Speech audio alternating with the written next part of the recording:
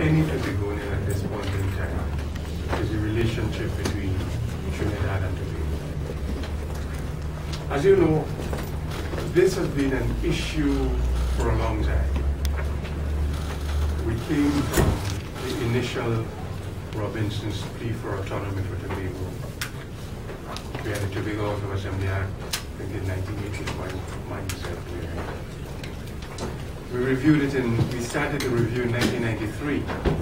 And I can remember distinctly the start of the review in 1993 because I was involved in it. Where we had two committees, we had an Ellis-Clark committee and we had a Hudson committee. The two committees morphed into a Gaya-Prasad committee. Again, which review, out of that we got the 1996 THA Act.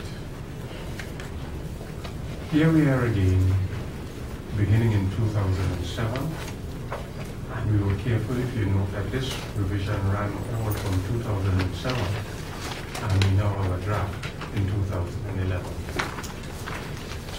The process, what was important, is the process we adopted to come up with this draft.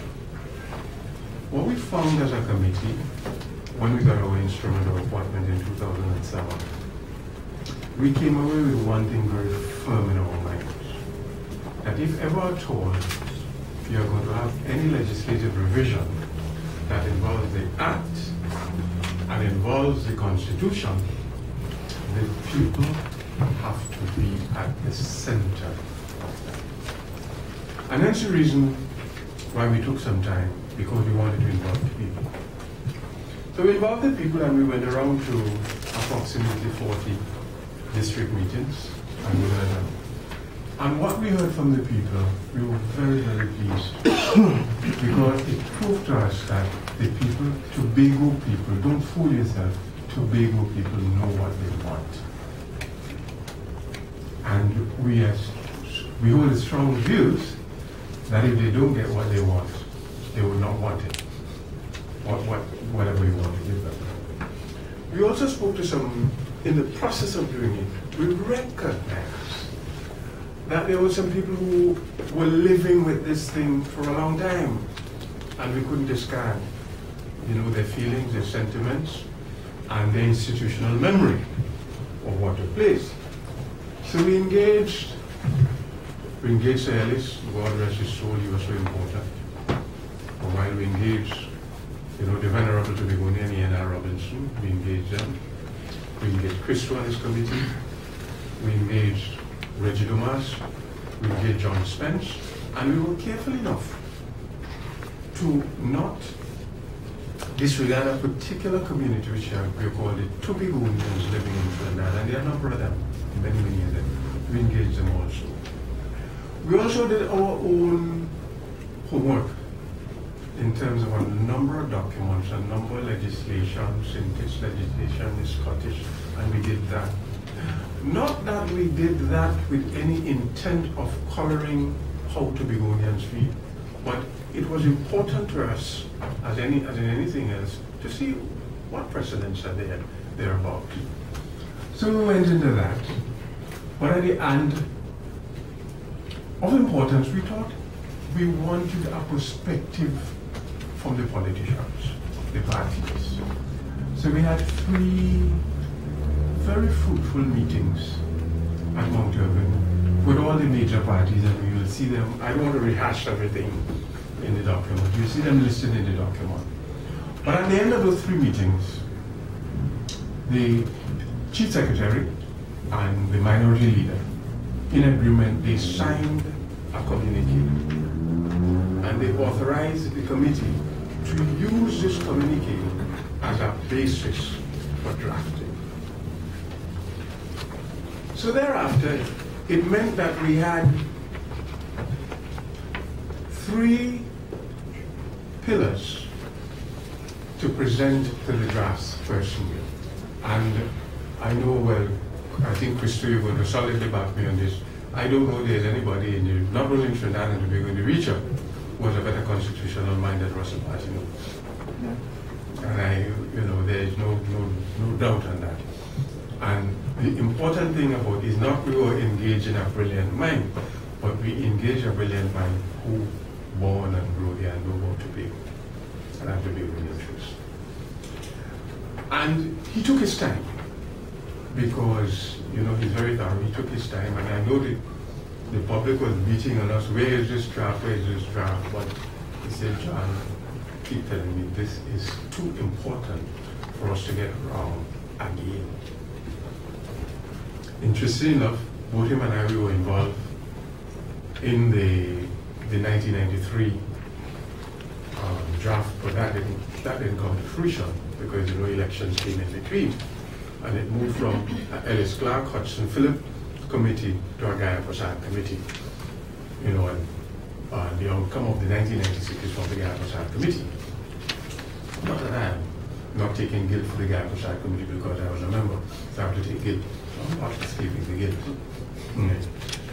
So out of the deliberations, but importantly, from Mr. Martineau's perspective and the committee's perspective, we indicated that of the 3 documents that we put before him, the most important of the 3 documents was that which was the edict of the people. So the gaps, there were only, the other 2 documents were only used to fill in the gaps. We were saying, if this is what the people want, whether it makes sense or it don't make sense, we're going to put it there, get back to them. But quite frankly, we found that everything that we got from them, we just kept, yes, yes, you know. He decided within there to do 2 things. Not to create 1 document, but 2 documents. As you will see, the first document is just in the process. I just to tell you how we did it. But if you look at the first document here, this is an act to amend the Constitution. Because what we did not do in the 1996 was make the appropriate constitutional amendment to give to Tobago the kind of autonomy that the Section 25 of the THA Act currently now, which really does not give Tobago that freedom, because it says so subject to cabinet. So primarily in the Constitution, when you the amendment, when you read it, it would be a removal of that constriction or restriction placed on the THA that, you know, cabinet still holds primacy in terms of your development initiatives in Tobago. Another important thing he did in the Constitution amendment, as you see, is now you have in the Act, you have a fifth schedule which tells you what Tobago, what the THA can do. In the new arrangement that we're looking at, we have a schedule which tells you what the government can do. So anything, you know, national things like national security, anything outside of that now becomes the responsibility of the THA. Those are 2 of the prime changes in there. And in the document itself, in the other document is the actual amendment, you know, which we say we have a 4th draft. I have to tell you how many times we have gone through this. With which is the actual amendments. And these amendments are reflective of the instructions we got, which we call the popular sentiments we got from the people. Our intent in this thing, 1, is here we start today. You know, you always start with the press. You always have a jump on everybody else. Is to, you bring the press, let them know. Here on in, we want to make sure that every household in Tobago gets a copy of this.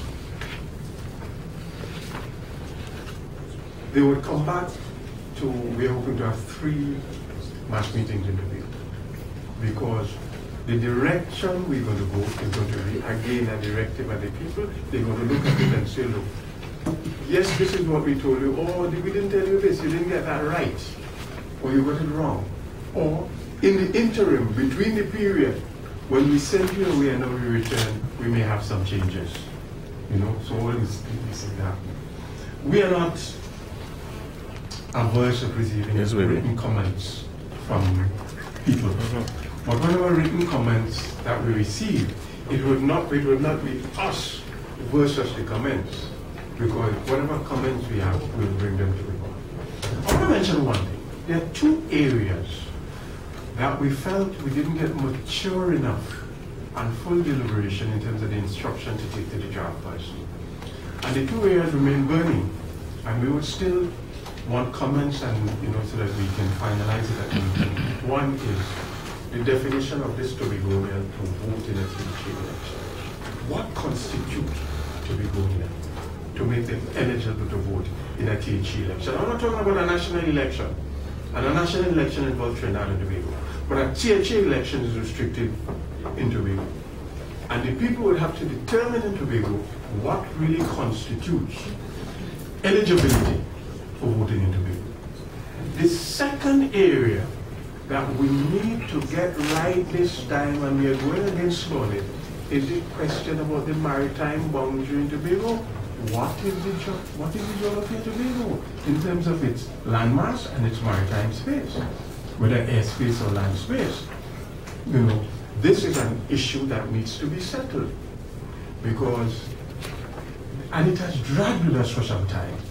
We tinkered with it I remember in the Gaya Prasad Committee, because one of the early discussions we had, remember having His Excellency in he's been very adamant that a lot of the maritime resources, where they are saying to be basically mendicant and dependent on Trinidad, is very, very adamant that this may not be so. And the only way that can be determined is when the maritime boundaries are properly delineated. We are still saying we still going to have discussions on that. We want to hear the people, we want to hear the people before we put it into law. Right. I want to hold it rest here for the time being. Once again, thank you for coming, and we'll be open for discussions, questions, and what have you not. Don't have any mercy on us.